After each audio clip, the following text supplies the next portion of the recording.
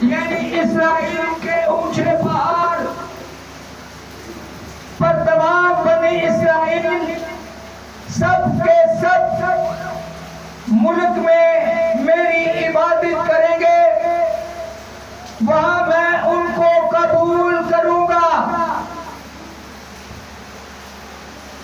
और तुम्हारी कुर्बानियां और तुम्हारी नजरों के पहले फल और तुम्हारी सब मुकद्दस चीजें तलब करूंगा। खुदावंद के जिंदा और मुकद्दस पाक कलाम के पढ़े और सुने जाने पर खुदावंद की बरकत। खुदावंद के जिंदा और मुकद्दस पाक कलाम में खुदावंद खुदा खुले लफ्जों के अंदर आज खुदावंद यीशु मसीह के फिदिया के बाद बनी इस्राएल ही की बात नहीं, गैर अक़वाम से जो उस पर ईमान लाए, जो मसीही कहलाए, उन सब के लिए आज ये कलाम है। हर ईमान रखने वाले पर, यीशु मसीह का इकरार करने वाले पर ये कलाम है, जाओ और अपने अपने बुतों की इबादत करो और आगे को भी अगर तुम मेरी ना सुनोगे लेकिन अपनी कुर्बानियों और अपने बुतों से मेरे मुकद्दस नाम की तकबीर करोगे। अब गौरतलब बात ये है, आज हम बुत परस्त तो नहीं, लेकिन हर वो काम जो खुदा के कलाम और उसकी मर्जी के खिलाफ है, वो बुत परस्ती के मुआफिक है।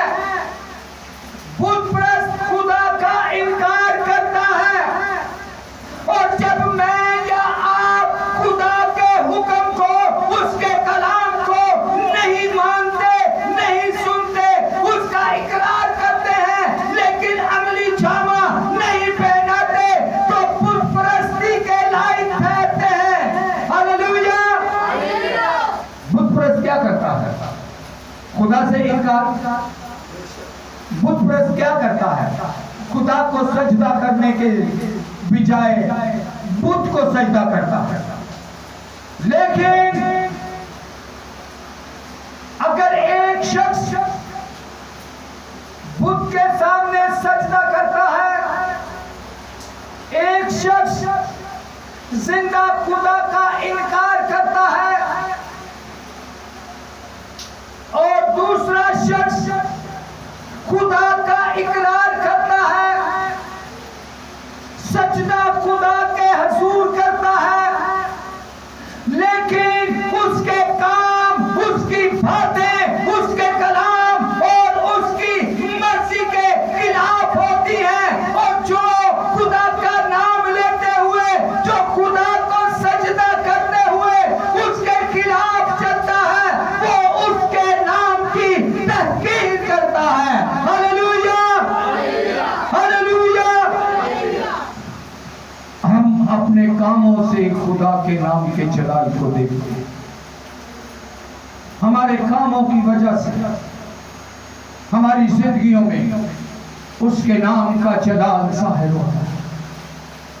इसीलिए कलाम खुदा में लिखा है कि जब तुम अपने अपने बुतों के सामने झुकते हो, अपनी जरूरतों के सामने, अपनी सहूलतों के सामने, अपनी आसाइश के सामने मुझको ठुकरा देते हो, मुझसे दूर हो जाते हो, मेरे कलाम को रद्द कर देते हो, तो मेरे नाम की क्या करते हो? तकफीर करते हो। क्या करते हो? मेरे नाम की तकफीर करते हो। नाम मेरा लेते हो, काम दूसरे की मर्जी का करते हो। आप आप किसी कंपनी किसी ऑफिस के अंदर देख लें, जो सुपरवाइजर हो,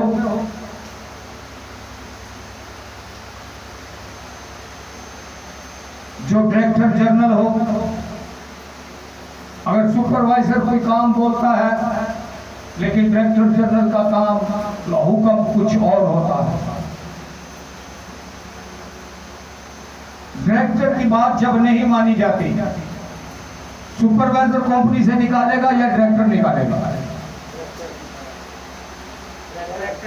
डायरेक्टर निकाल देगा, सुपरवाइजर नहीं रोक सकता। लेकिन अगर आप सुपरवाइजर की बजाय आप डायरेक्टर जनरल डायरेक्टर की बात मानेंगे, उसके मुताबिक कंपनी में काम करेंगे, उसकी मर्जी के मुताबिक अपने वर्क को अंजाम दोगे, तो उस डायरेक्टर जनरल के जरिया आपको तरक्की मिल सकती है, आपको इज्जत मिल सकता है, आपकी तनख्वाह बढ़ सकती है, आपको सहूलतें मिल सकती हैं। लेकिन अगर डायरेक्टर जनरल की मर्जी के खिलाफ कि मुझे सुपरवाइजर ने, मुझे फोरमैन ने, मुझे फलां शख्स ने ये कहा था, इसलिए मैंने डायरेक्टर जनरल की बजाय उसकी मर्जी से काम किया, तो कौन नुकसान में जाएगा? जिसने डायरेक्टर जनरल की मर्जी को रद्द किया, वो उस कंपनी में है, उस कंपनी का वर्कर है। ये बात आपके समझने के लिए आपसे शेयर कर रहा हूं।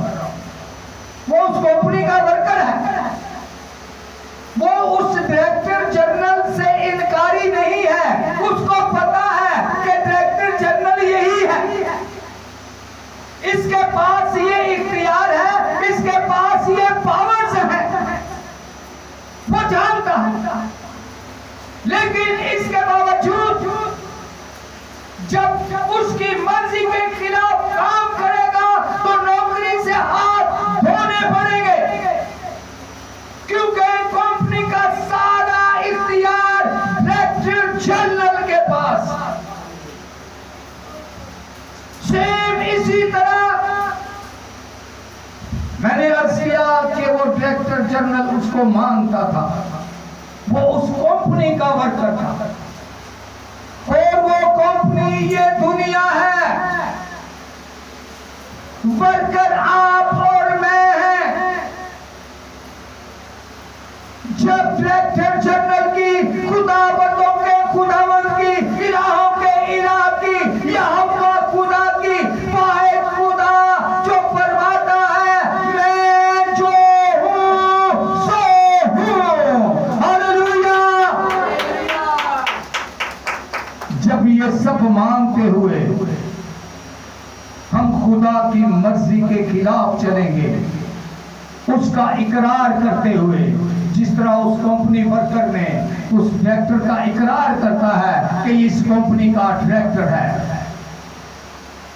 इसी तरह हम खुदा का इकरार करते हैं। लेकिन जब उसकी मर्जी के खिलाफ चलेंगे तो खुदावंद हमारा खुदा उस कंपनी से, उस बादशाही से, आसमान की बादशाही से, जन्नतुल फिरदौस से हमारे नाम को खारिज करेगा। क्यों? इसलिए कि जब इस दुनिया में उसकी मर्जी के मुताबिक काम नहीं हुआ तो कोई गुनाहगार खुदा की बादशाही में दाखिल ना होगा। खुदा के जिंदा और मुकद्दस पाक कलाम के मुताबिक अपने अपने बुत की इबादत करो, और आगे को भी तुम मेरे नाम सुनोगे। जो लोग रास्ते से भटक जाते हैं, जो लोग कलाम को सुना अनसुना कर देते हैं, यकीनन खुदा उनके जलाल से मरहूम है, खुदा उनके जलाल से मरहूम हो जाए। 40वीं आयत मुकद्दसा है, क्योंकि खुदावंद खुदा यूं फरमा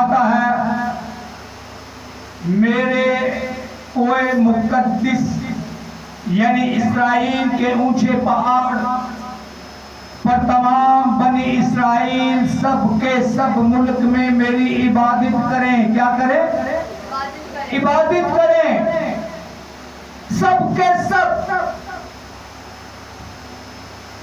जमात की सूरत में। मैं अक्सर एक बात शेयर किया करता हूँ, घर में सुबह शाम दुआ करना, रात के पैरों में दुआ करना और चर्च के अंदर बाजमात दुआ करना, इनकी अपनी अपनी बरकतें हैं, इनकी अपनी अपनी बरकतें हैं। बाजमात भी खुदा के हजूर आना लाजिम है। बहुत सारे लोग इस तरह भी गुमराह हो जाते हैं कि दुआ ते हो ये जी घर कर लेते हैं, गीत हो इन्हें जेडे असी घर गा लेने, गीत प्रस्तिश हो ये जी असी टीवी ते सुन लेने, कलाम के टीवी चैनल पे भी सुन लेते हैं, लेकिन सब कुछ होता है, कलाम भी आपको, लेकिन बाजमात आपके अंदर ये एहसास नहीं होता कि मैं खुदा के घर में बैठा हूं। हालेलुया। आप मुतफिक हैं मेरे साथ इस बात पर? आप टीवी के सामने बैठकर इबादत अटेंड कर रहे हैं, क्या ये तासुर अंदर आता है कि मैं खुदा के घर में बैठा हूं?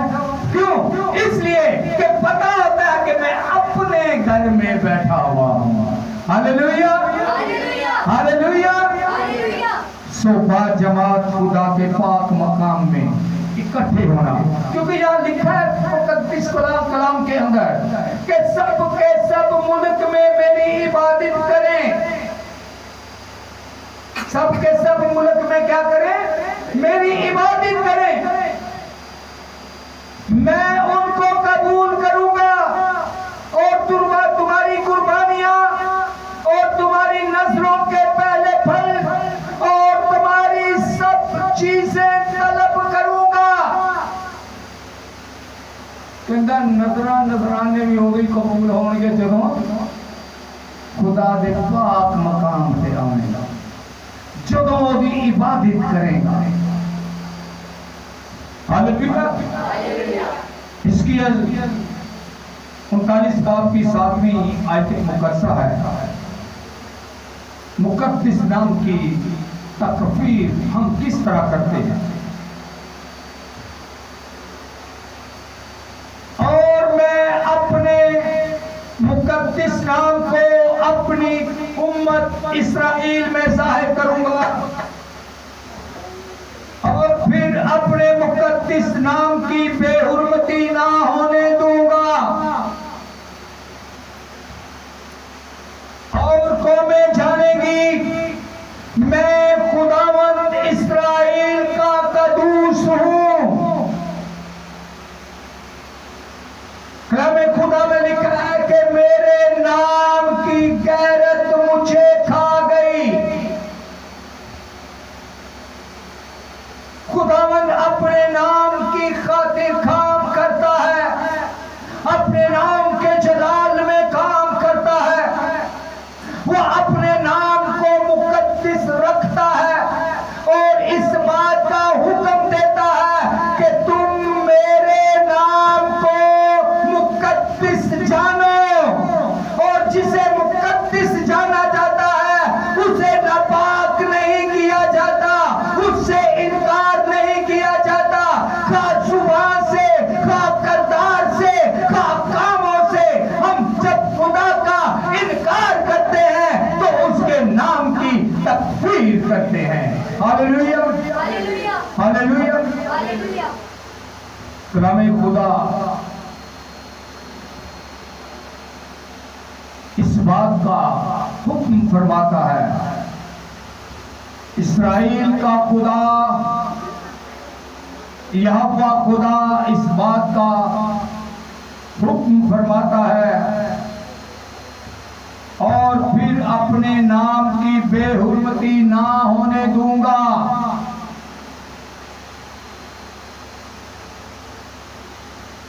आज मेरे पास आपके पास वक्त है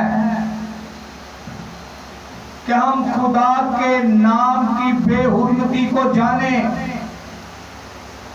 कि हम किस तरह खुदा के नाम की बेहुरमती करते हैं, हम किस तरह कब किस वक्त किस बात पर, किस काम में खुदा की मर्जी के खिलाफ चले जाते हैं, आज गौर करने की जरूरत है। खुदावंद अपने नाम की बेहुरमती नहीं होने देगा। ऐसा हरगिज़ नहीं होगा कि आप उसका कलमा पढ़ते हैं, आप उसका नाम लेते हैं, आप उसे खुदावंदों का खुदावंद मानते हैं, आप उसे यहोवा खुदा मानते हैं, आप उसे जिंदा खुदा मानते हैं, लेकिन आपका उठना, आपका बैठना, आपका चलना, आपका फिरना उसके गद्दार और उसके कलाम और उसकी मर्जी के खिलाफ है। हालेलुया। खुदा कभी माफ नहीं करता।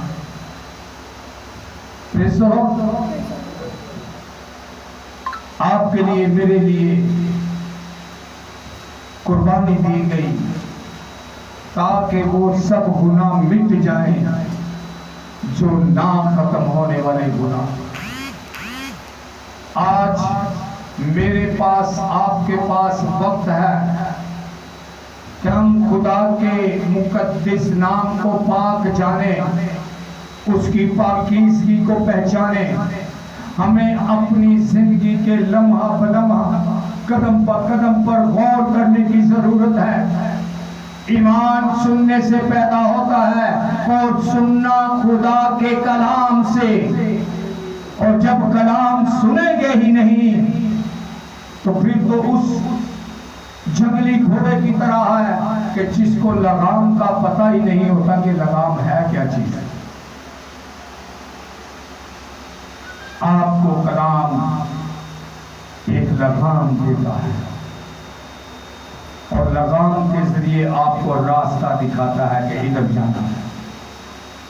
और जब हम इधर की बजाय इधर जाते हैं तो खुदा की मर्जी के खिलाफ जाते हैं। उसका नाम लेते हुए, उसका इकरार करते हुए हम उसके कलाम को रद्द कर जाते हैं।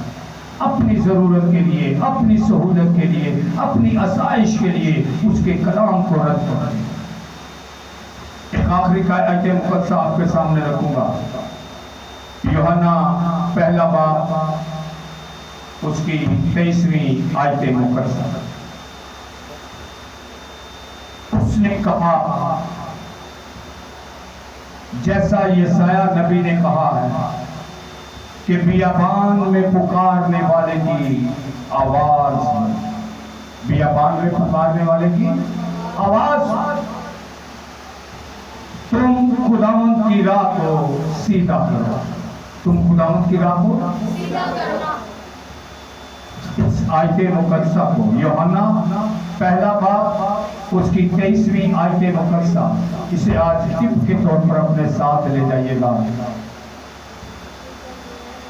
उसने कहा जैसा यशायाह नबी की मार्फत कहा गया है कि तुम खुदा की राह को सीधा करो। खुदा दियां रावां टेढ़ियां नहीं जड़ियां सीधियां करनियां ने, यानी उस रास्ते को अपनाना है, उस रास्ते पर चलना है, उस पगडंडी पर चलना है, उस दरवाजे में से गुजरना है जो खुदा की तरफ जा रहा है। और खुदा की तरफ जाने का रास्ता ये बाइबल मुकद्दस आपको देती है। ये बाइबल मुकद्दस आपको वो रास्ता दिखाती है जो खुदा तक लेकर जाता है। ये बाइबल मुकद्दस इस बात को जाहिर करती है कि खुदा आप और हमारे और खुदा के दरमियानी कौन है जिसने खुदा के साथ हमें मिलाया। ये बाइबल मुकद्दस इस बात का रास्ता देती है कि सीधे रास्ते पर आओ, कदर आओ। ये रास्ता है, ये कलाम का रास्ता है, ये खुदा की मर्जी का रास्ता है जिस फिदिये से तुम्हें हमेशा की जिंदगी की नवीद दी गई, जिस फिदिये के वसीला तुम्हारे गुनाह माफ हुए, उस फिदिये का रास्ता, उस सलीब का रास्ता इस बाइबल मुकद्दस में है। Hallelujah, hallelujah. कलाम खुदा में लिखा है अपनी सलीब उठा और मेरे पीछे हो गए। आज जब आप सीधे रास्ते पर चलेंगे तो आपको खुद ही पता चल जाएगा वो सलीब कौन सी है। लकड़ी की सलीब बना के कंधे ते चुकन का नहीं कह रहा, गल च सलीब लटकान का नहीं कह रहा, कंध च सलीब लटकान का नहीं कह रहा। कह रहा अपनी सलीब उठा, अपनी सलीब, अपने दुख अपनी तकलीफों के नाल सीधे राह ते चल। तकलीफ बर्दाश्त कर ले, भुख बर्दाश्त कर ले, नंगापन बर्दाश्त कर ले, लेकिन सीधा रास्ता नहीं छोड़ना। बियाबान में पुकारने वाले की आवाज, तुम खुदा का रास्ता सीधा करो। हालेलुया। खुदा आप सबको बरकत दे। आमीन।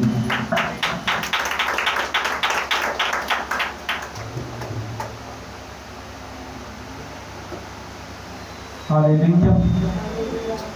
सरों को झुकाएंगे, आंखें बंद करेंगे और खुदा के कलाम मुक़द्दस के लिए शुक्रगुजारी करेंगे और ये कलाम मुक़द्दस की शुक्रगुजारी खुदा की बड़ी असमात के साथ करते हैं। हालेलुया।